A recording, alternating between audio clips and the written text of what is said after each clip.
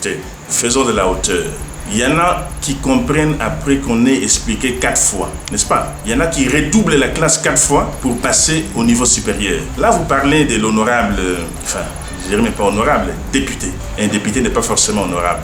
Du député Ngoï Kassanji. Ngoï Kassanji, bon, je comprends.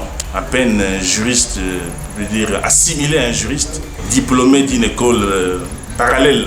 S'il veut entrer dans la cour des grands, il doit respecter ceux qui veulent travailler dans le respect des procédures. Et je vois ici dans la ville des panneaux où il dit que c'est lui l'auteur de la baisse des prix des billets d'avion. Non, c'est un gros mensonge. Monsieur Ngoï Kassanji, arrêtez les mensonges. La baisse des prix des billets d'avion, c'est l'œuvre du ministre national Jean-Marie Kalumba.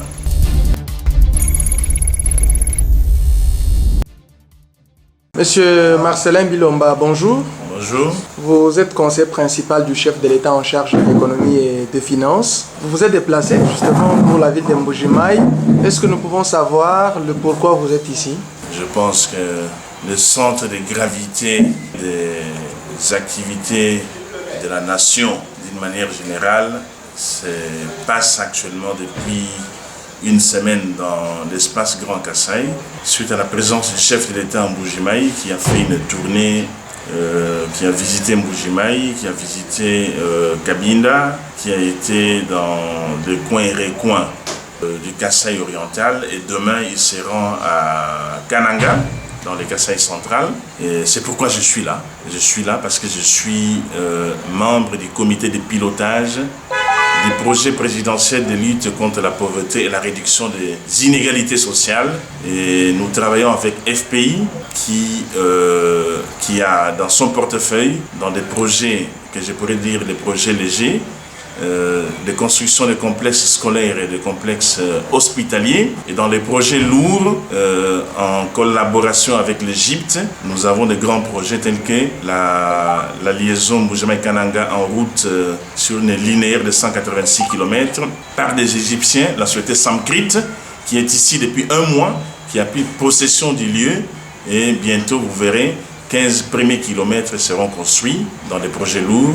On a également le port de Domba et nous avons également dans les projets lourds la centrale photovoltaïque de Chipuka pour produire 10 MW.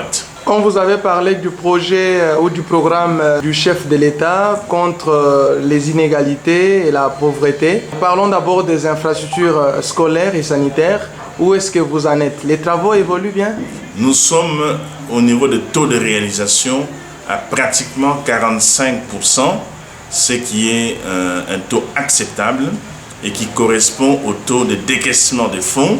Et je dois rappeler à l'opinion, parce que beaucoup de gens ne comprennent pas, il s'agit des complexes scolaires et des complexes hospitaliers. Que ce soit l'un ou l'autre, il s'agit des travaux de génie civil, les équipements pour les hôpitaux, c'est-à-dire que tous les équipements pour parler d'un hôpital digne de son nom, un hôpital de référence. En termes d'équipement, il y a les scanners, il y a les équipements de radiologie, etc., pour faire fonctionner un hôpital. Au niveau des écoles, tout ce qui est équipement, c'est-à-dire que tenir une bibliothèque, avoir tout ce qu'il y a de nécessaire pour faire fonctionner une école. Alors, en dehors des équipements, il y a la source de l'énergie. Chaque complexe sera doté d'une source d'énergie indépendante pour que, surtout dans un hôpital, qu'il n'y ait pas rupture de courant électrique. Et troisièmement, nous avons l'accès à l'eau. Les problèmes d'eau se posent à Mbuji-Mayi. Chaque complexe sera doté d'un forage indépendant pour fournir de l'eau au complexe et à la population dans les 200 mètres autour du complexe. Voilà ce qui représente les 4 complexes ici à Mbuji-Mayi et 2 écoles à Mupompa qui fait un portefeuille à 14 millions de dollars américains. Tout est en ordre et tout a été fait dans la règle de l'art, c'est-à-dire nous avons respecté les lois du pays en termes de passation des marchés pour que aujourd'hui nous puissions voir ce qui se fait. Et le chef de l'État a visité aujourd'hui l'hôpital de référence de la Mouya qui en septembre 2022 se serait rendu clé en main et la population pourra se servir des cet hôpital pour se soigner. 3 600 000 pour une école. Il y en a qui continuent toujours de contester ces montants. Ils parlent de 700 000 pour une école. Ils parlent de la surfacturation. Comment vous réagissez?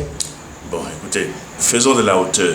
Il y en a qui comprennent après qu'on ait expliqué 4 fois, n'est-ce pas? Il y en a qui redoublent la classe 4 fois pour passer au niveau supérieur. Là, vous parlez de l'honorable, enfin, je dirais même pas honorable, député. Un député n'est pas forcément honorable. Du député Ngoïka Sanji. Ngoïka Sanji, bon, je comprends.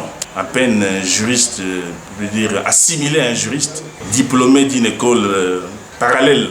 S'il veut entrer dans la cour des grands, il doit respecter ceux qui veulent travailler dans le respect des procédures, les gens qui ont l'expertise, qui ont de l'intelligence. Alors, je ne vais pas me rabaisser. Je pense que Ngoïka Sanji a détruit cette province. Pendant 12 ans, il a détruit la MIBA. Il n'a aucune leçon à donner. Je disais que c'est un juriste assimilé. Il n'a qu'à apprendre, à observer. S'il est vraiment intelligent, il devait se rapprocher des maîtres de l'ouvrage en tant que député. Obtenir les termes de référence, obtenir les cahiers de charges, demander les bordereaux des prix et des quantités et les faire contrôler par des architectes et ingénieurs pour montrer que vous avez surfacturé. Il n'a rien fait de ça. Il fait du showbiz. Il fait du spectacle. Et je vois ici dans la ville des panneaux où il dit que c'est lui l'auteur de la baisse des prix des prix des billets d'avion. Non! C'est un gros mensonge. Monsieur Ngoïka Sanji, arrêtez les mensonges. La baisse des prix des billets d'avion, c'est l'œuvre du ministre national Jean-Marie Kalumba. Et dans cette lignée, c'est lui aussi qui a obtenu la baisse des prix des produits surgelés. Il a quand même fait un plaidoyer à l'Assemblée nationale. Écoutez, Ngoïka Sanji, j'ai dit c'est un juriste assimilé. Il vient d'apprendre. Quand on apprend à 40 ans, écoutez, hein, il a du retard. Arrêtez. Les mensonges, ce n'est pas une bonne chose. Nous venons corriger les imperfections des 2 décennies, si pas plus, que Ngoïka Sanji a participé dans cette ville. C'est lui qui a détruit la MIBA. C'est lui qui a détruit cette province pendant 12 ans. Je le dis et j'assume mes propos. Il faut arrêter. Si vous avez eu l'habitude de vous amuser avec des artisans paysans, là vous avez affaire à des gens qui réfléchissent, qui veulent le développement de ces pays. Alors ne venez pas perturber ou du moins intoxiquer l'opinion par des propos de bas niveau parce que vous voulez revenir en 2023. Ngoïka Sanji a détruit cette province. Et l'union sacrée n'est pas une blanchisserie. Je m'insurge contre ça. On vous accepte dans l'union sacrée. Ce n'est pas pour venir, je dirais, insulter les gens qui veulent accompagner le chef de l'État dans le développement de ce pays. Donc, je ne reviendrai plus à ce genre de propos de bas niveau. J'aimerais plutôt une discussion, je dirais, intelligente, intéressante, si vous apportez des contradictions sur base des éléments probants. Ce qui est malheureux, Ngoïka Sanji est du groupe de gens ignorants que si vous voulez faire des secrets, vous les mettez sur un document. Et les Congolais ignorants ne lisent pas les documents. Les documents existent. Je suis membre du comité de pilotage des projets FPI. Tous les termes de référence sont disposés pour toute personne qui voudrait en disposer. Monsieur Ngoïka Sanji est député. Il n'a qu'à saisir le Parlement, monter un dossier et faire une enquête parlementaire s'il est capable de rédiger quelques lignes là-dessus. Et puis, pourquoi pas, saisir l'inspection générale des finances pour faire une enquête sur terrain, sur la procédure, si tout a été respecté, si les bordereaux des prix et des quantités étaient falsifiés. À ces moments-là, on parlera de la surfacturation. Moi, Marcelin Bilomba, je mets quiconque à défi. S'il y a eu surfacturation, je mets quiconque à défi que je sois interpellé. Je ne suis pas ingénieur, mais j'ai travaillé avec des ingénieurs. Mon collègue, conseiller principal David Moukeba, il est ingénieur. Nous avons contredit et nous avons même apporté une baisse de prix sur le portefeuille de 14 millions. Donc, qu'un quidam comme Ngoïka Sanji vient de me dire aujourd'hui que c'est à 700 000, je comprends, c'est un paysan. Les paysans, ils ne réfléchissent pas. Les paysans, ils pensent que il peut faire l'immeuble. Oui, on peut construire une école à 30 000 $. Oui, ça dépend de la qualité. Mais ici, nous parlons du complexe. Ngoïka Sanji, arrêtez de distraire l'opinion. Ne croyez pas que le peuple kassaïen est un peuple, je dirais, qu'on peut manipuler par des propos tels que vous articulez de bas étages pour intoxiquer les gens parce que vous voulez, je dirais, donner un clin d'œil et revenir ici comme candidat député en 2023. Vous avez été nommé en 2018.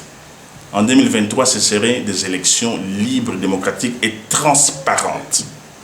Et donc, faites plutôt un combat loyal plutôt que de venir tenir des propos injurieux. Et là, vous insultez aussi le chef de l'État. Parce que le chef de l'État a fait confiance à FPI. FPI qui travaille dans une norme internationale. FPI qui est une institution de l'État, un établissement public, certifié, je pourrais dire, à des normes ISO, parce que ce qu'ils font là, ça répond à des sociétés à l'international qui respectent toutes les procédures.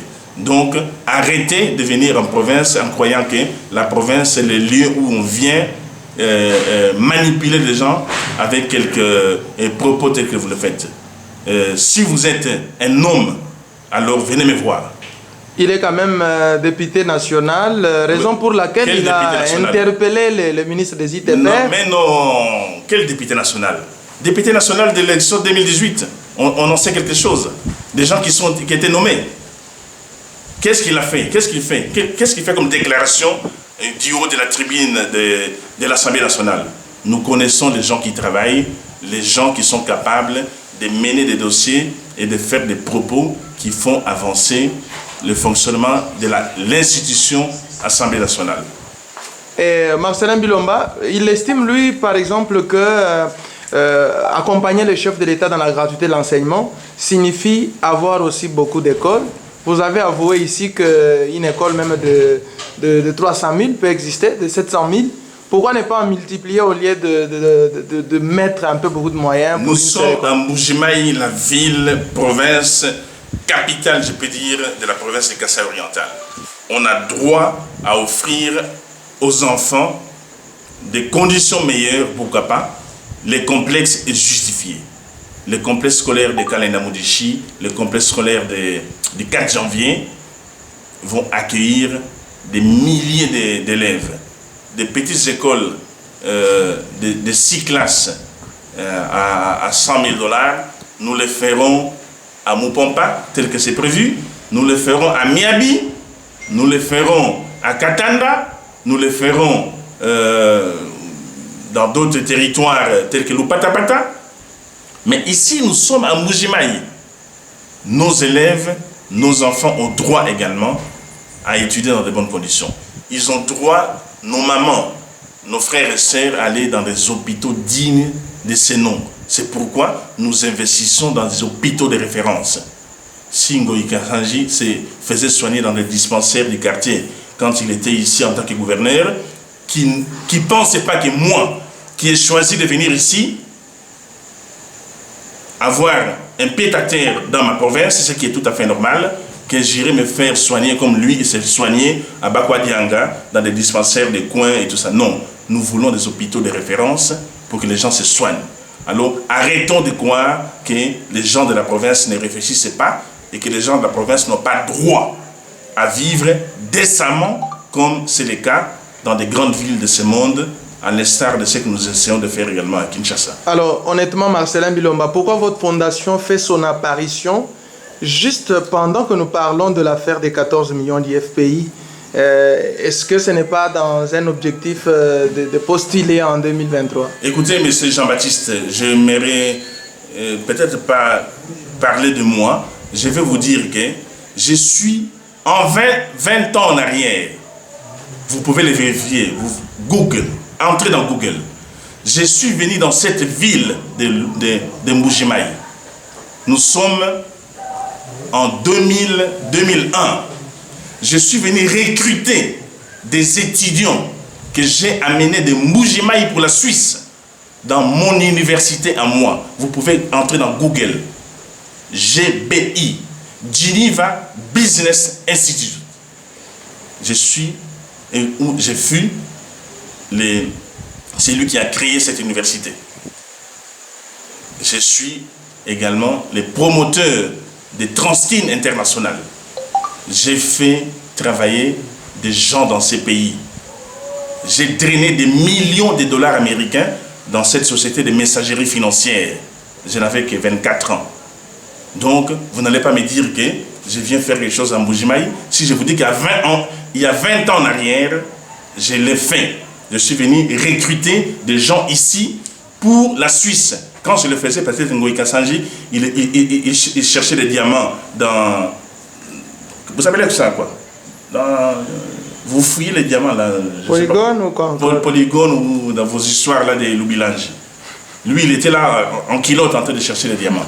Moi, je venais déjà à ce moment-là recruter des étudiants ici, en Mbujimayi, les amener en Suisse. Vous pouvez les vérifier. Je ne dis pas les choses au hasard. Je suis le promoteur des Transkin International. J'ai fait travailler 50-60 personnes à Kinshasa. Donc, je ne suis pas quelqu'un qui vient d'apparaître, comme vous dites, de la diaspora. Je suis rentré au Congo en 2006. J'ai refusé de continuer de vivre en Suisse. Je suis au Congo depuis 2006. Donc, ne pensez pas que je viens ici en tant qu'opportuniste. Je ne suis pas opportuniste. Oui, j'ai fait ma fondation pour aider la jeunesse parce que je crois. Je ne crois plus à ces vieux de 40, 50, 50, la tête est foutue. Je crois à la jeunesse de 20 ans pour leur apporter de nouvelles techniques de développement, les former à développer notre province à l'instar des autres provinces telles que le Haut-Katanga, où j'ai l'habitude d'y aller, que notre province puisse également être une province attrayante et que les gens ne puissent pas fuir à aller vers les Katanga. J'aimerais que les gens puissent vivre ici, développer notre province, que cette province soit une province accueillante où il fera bon vivre. Donc je ne suis pas un opportuniste. Loin de là.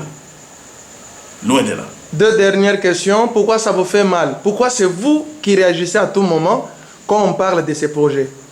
Je parle de ça parce que je porte ces projets en moi. Je porte ces projets en moi et je veux que, au bout de tous ces ouvrages, que les Kassaïens puissent accéder à des hôpitaux pour se faire soigner dans de bonnes conditions. Et les gens qui viennent intoxiquer la population, je m'insurge justement. C'est pourquoi je me mets debout contre les députés Ngoï Kassanji, qui en fait revient ici en catimini pour se préparer en 2023. Non, si tu veux te faire élire en 2023, viens faire ton travail de député, parler avec la population et montrer ce que tu fais au Parlement. Mais nous voyons tous ce qui se passe au Parlement. Alors quand on vient pour tromper l'opinion, je m'insurge contre ça. L'union sacrée n'est pas une blanchisserie. En tout cas, ce n'est pas une blanchisserie. Et c'est pourquoi je le dis tout haut et je n'ai pas l'habitude de mâcher les mots. Ce n'est pas une blanchisserie. Lui aussi n'est pas non plus impliqué comment dire, dans des dévis ou dans des bévis, dans des infractions. C'est quand même votre partenaire hein, de l'Union Sacrée. Non, pourquoi vous ne pouvez pas... Un partenaire de taille qui a mobilisé ici. Non, un partenaire qui tient des propos injurieux, et vous appelez ça un partenaire, vous appelez ça opportunisme. Un partenaire de taille, il vient, il se renseigne. Bon, évidemment, le niveau peut-être d'instruction est trop bas. Il ne comprend pas qu'il faut aller chercher les termes de référence, les contredire avec une contre-expertise, au lieu de venir faire du spectacle. Ça, c'est faire du spectacle.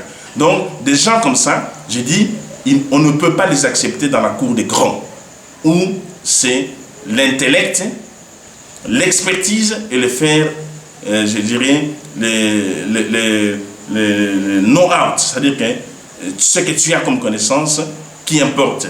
Mais quelqu'un qui vient comme ça, avec des propos de bas étage, on ne peut pas l'accepter dans la cour des grands. On sait qu'un conseiller principal ne peut pas exécuter les projets, mais quel est le rôle que vous jouez dans ces projets? Bon, mon rôle, c'est justement dans les comités de pilotage, nous représentons les cabinets des chefs de l'État. Nous voulons nous assurer que tous les projets s'exécutent dans le respect des règles et des procédures telles que définies dans les termes des références et des cahiers de charges. Parce que c'est le projet présidentiel. Et le président n'est pas celui qui fait l'échafaudage. Le président n'est pas celui qui fait les achats. Donc, on nous délègue pour que nous puissions vérifier est-ce que tout se passe très bien. Je ne touche pas à un seul dollar. Je le dis et je le répète. Je ne touche pas à un seul dollar parce que l'agence fiduciaire est assurée par FPI. FPI paye directement les sociétés qui travaillent. Et donc, les gens qui ne comprennent pas la procédure de décaissement ici au Congo, c'est comme ça que vous voyez des juristes assimilés vous dire voilà, on a volé. Bon, écoutez, ça c'est pour faire des clins d'œil à la population et se faire aimer par la population par rapport aux élections qui viendront en 2023. Nous, on n'est pas là. Dans le travail que vous faites au sein du comité de pilotage, vous ne gagnez rien en termes de salaire dans ces projets? Mais je suis conseiller principal du chef de l'État. C'est ça, c'est dans mes prérogatives. Vous voulez que je vous dise quoi? Je suis venu ici. Vous pensez qu'on m'a donné quelque chose? On ne m'a rien donné. On ne m'a rien donné. Je suis venu ici. Je suis conscient de ce que j'ai fait. Je suis responsable. Me déplacer de Kinshasa à Mbujimaï, c'est comme si je me déplaçais de Lemba pour aller à Matete. Qu'est-ce qu'il y a de spécial? Il n'y a rien de spécial. C'est mon travail. Tout simplement. Merci, M. Marcelin Bilomba. Je rappelle que vous êtes conseiller principal du chef de l'État à l'économie et finances. Merci d'avoir répondu à nos questions. Merci beaucoup, M. Jean-Baptiste. L'occasion pour moi de dire aux miens, bonne fête de fin d'année 2021 et de nouvel an 2022. Nous, ça les bimpa. Nzam Igalaneno.